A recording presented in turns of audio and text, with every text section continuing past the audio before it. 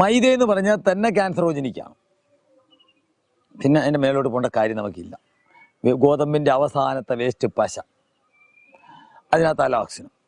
അതുകൊണ്ടുണ്ടാക്കിയതാണ് ചോക്ലേറ്റിൻ്റെ ദാന. ഇങ്ങനെയാണ് മാർക്കറ്റ് ചോക്ലേറ്റിൻ്റെ ദാന കിട്ടുന്നത്. ഇതാണ് നമ്മൾ മേടിച്ച് തിന്നുന്നത്. ഇങ്ങനെ കിട്ടും. ഇത് മൈദയും ചോക്ലേറ്റിൻ്റെ മണവും കളറും മാത്രമേ ഉള്ളൂ, വേറെ ഒന്നുമില്ല. ഇതിനെ നമുക്ക് എന്ത് വേണേലും ആക്കി മാറ്റിയെടുക്കുക. ഏത് കമ്പനിയുടെ സാധനം വേണോ, ഇങ്ങനെയാണ് ദാനയായിട്ട് മാർക്കറ്റിൽ കിട്ടുന്നത്. അതുകൊണ്ട് നമുക്ക് ആദ്യം വേണമെങ്കിൽ ഇതിനകത്ത് അതിന്റെ ഉദാഹരണം അവർ എഴുതിയിട്ടുണ്ട് മഞ്ച് കണ്ടോ. ഇതിന്റെ അടിയിൽ എഴുതിയിട്ടുണ്ട് ഇതിന്റെ ingredients wheat flour added to artificial colour, artificial flavour എല്ലാം എഴുതിയിട്ടുണ്ട്. കൃത്രിമമായി ഉണ്ടാക്കി. ഇതിന്റെ നമ്മളിതാരും വായിക്കുന്നില്ല ഇതെങ്ങനെയാണ് ഉണ്ടാക്കുന്നതെന്നും. Contain added artificial vanilla flavour.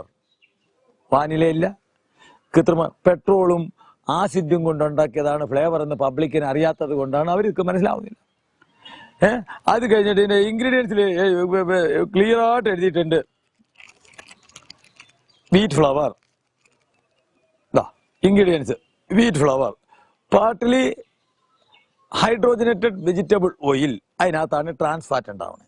അതിനകത്ത് ഇവിടെ അടിയിൽ എഴുതിയിട്ടുണ്ട് contain added trans fat.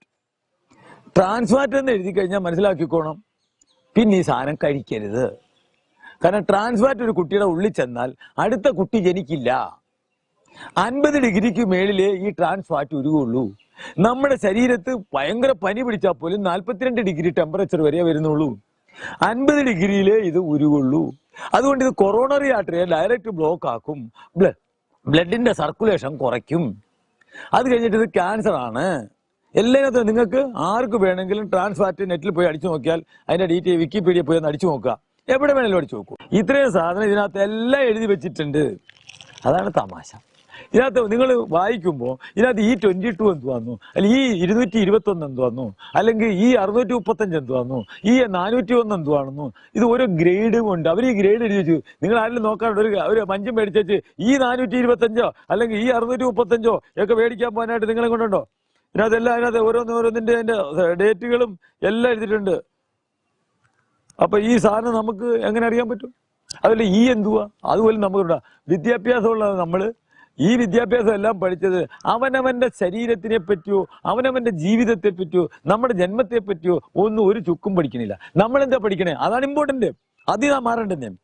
American president ആരാ എല്ലാ കുട്ടികൾക്കും അറിയാം. അവന്റെ വീടിന്റെ മുമ്പിൽ താമസിക്കുന്ന അവന്റെ പഞ്ചായത്തിലെ വാർഡ് മെമ്പർ ആരാന്ന് ഒരുത്തിന് പറഞ്ഞുകൂടാ. അവരുടെ പഞ്ചായത്ത് ഏതാന്ന് അറിഞ്ഞുകൂടാ. പഞ്ചായത്തിൽ എത്ര വാർഡുണ്ടെന്ന് അറിഞ്ഞുകൂടാ. നമ്മൾ പഠിക്കുന്ന വിദ്യാഭ്യാസം കൊണ്ട് നമുക്കൊരു പ്രയോജനവും ഇല്ലെന്നുള്ള കാര്യം ആദ്യം പഠിക്കും.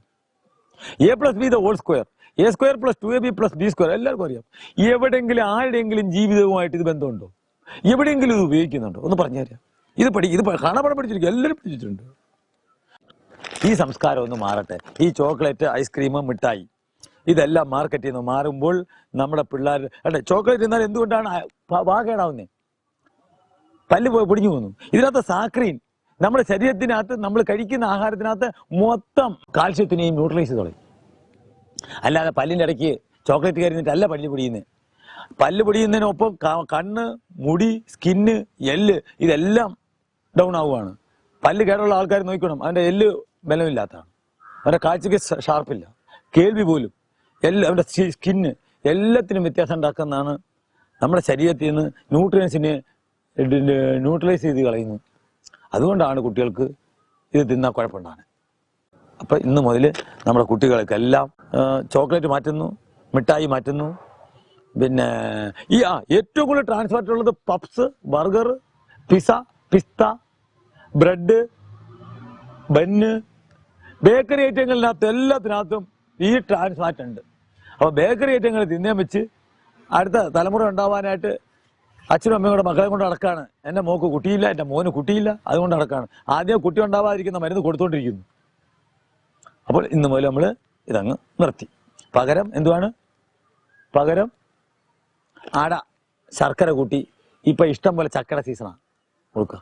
മാങ്ങ പഴുത്തത്, പുളി കഴിക്കുക, നല്ല മധുരം, നല്ല ടേസ്റ്റുള്ള പപ്പങ്ങ, പൈനാപ്പിൾ, ഇതെല്ലാം നാടൻ, പേരയ്ക്ക, സപ്പോർട്ടൊക്കെ, ഇതൊക്കെയായിരുന്നു പണ്ടുള്ളവൻ 10-25 വർഷത്തിന് മുമ്പ് തിന്നത്.